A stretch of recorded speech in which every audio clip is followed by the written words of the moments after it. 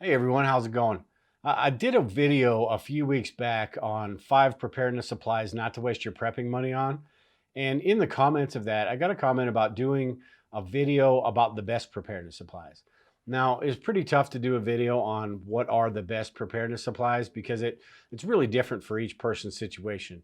I do have an article over at survivalistprepper.net about the 12 most important prepping supplies, and it's a general guide that kind of helps you go through what your situation is and helps you determine what the best preparedness supplies are.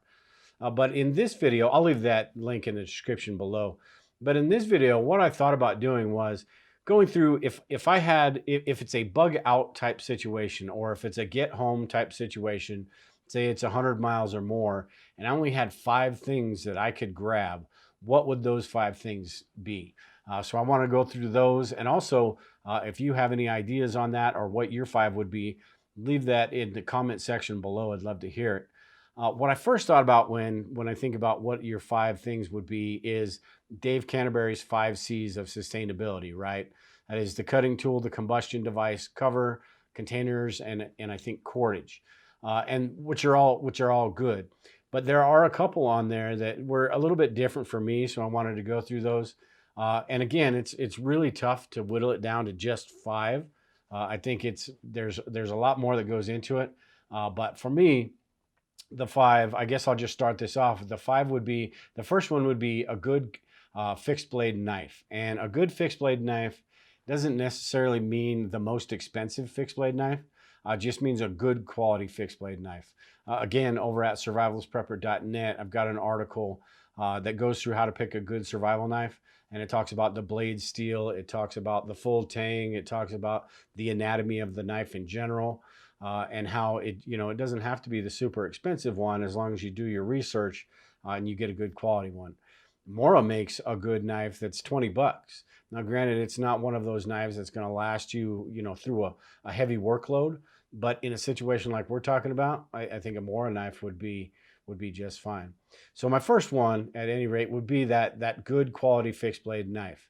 It's tough. You can't use it as everyday carry, but you could have it in your vehicle or something like that. The next one that would be one of the most important things that I'd want in a situation like that is some kind of water cleaning, whether that is a water filter, whether it's boiling water, whether it's the water purification tablets. That is something, when you're talking about something that may last a few days, is going to be super important, because you can only carry so much water, and if you run across some water, you're going to want to make sure it's clean. Now, again, at survivalistprepper.net, I've got an article about picking a water filter, and it goes through what different types of water filters will do.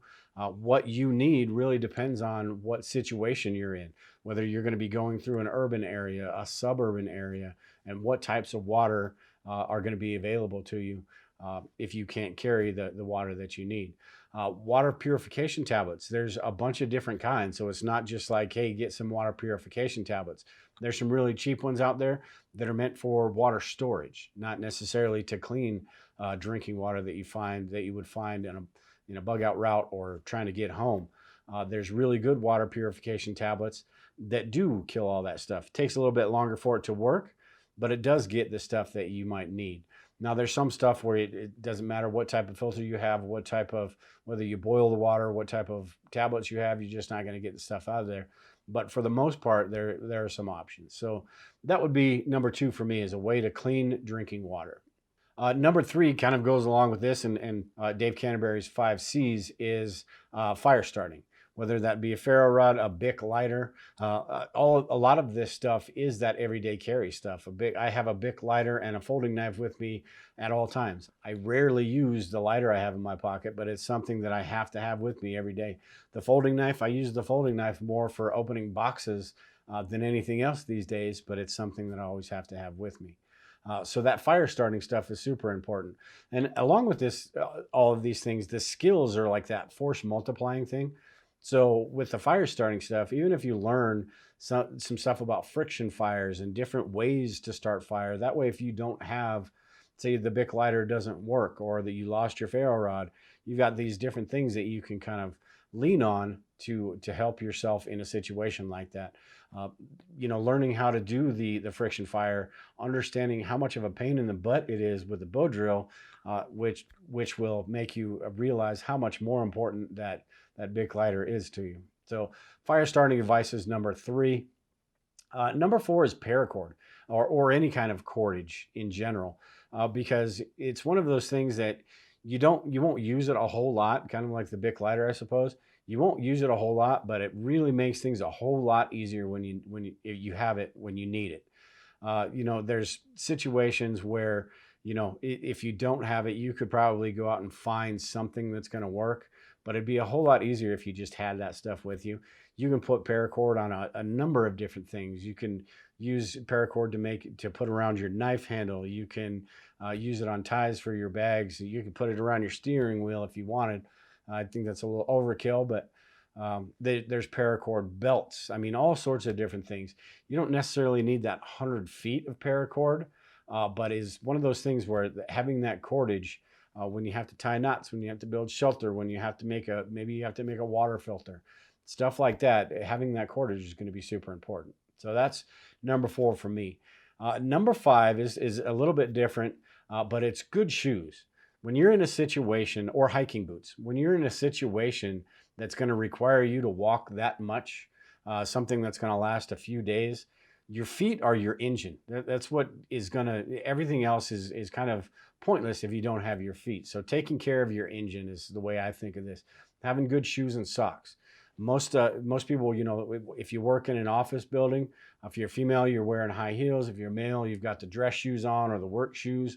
Those are going to make your trip, if you're traveling 100 or whatever, how many miles you are, those are going to make that a tough trip. So whether you keep, some good hiking boots in your car, some different shoes where if you do have to hoof it, you're not going to be in pain and basically crawling the last leg of your journey while you're doing it.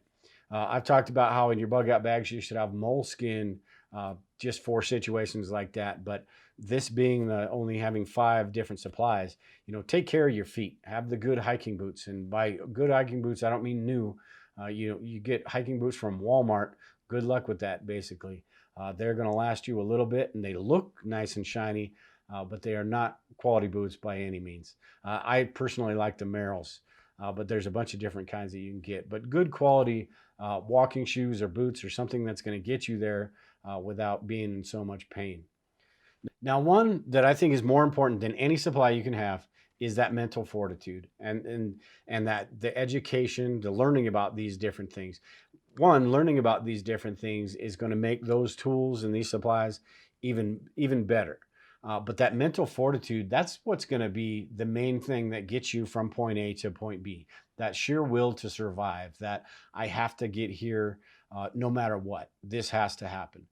For some people, it's their family at home.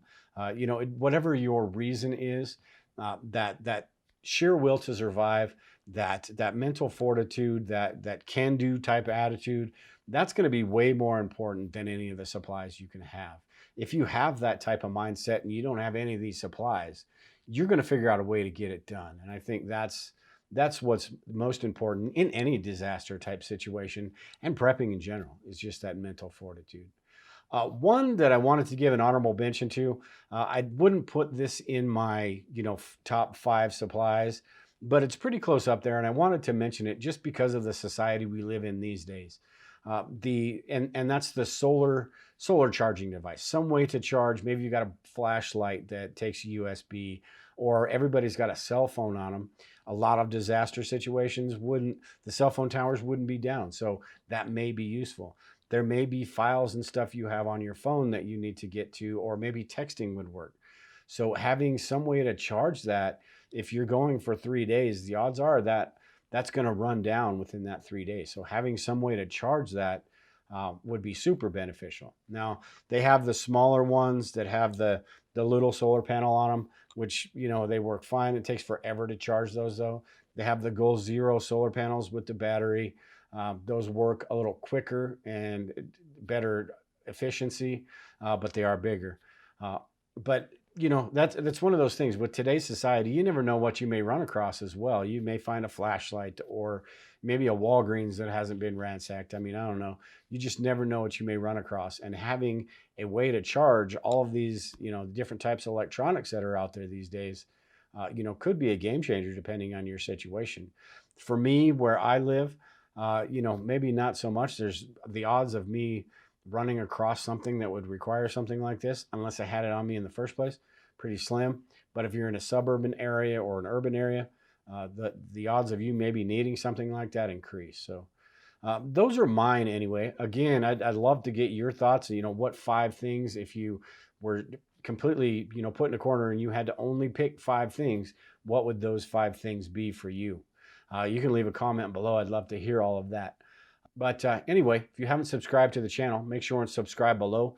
Make sure and click the notification icon so you get notified anytime we put up a new video.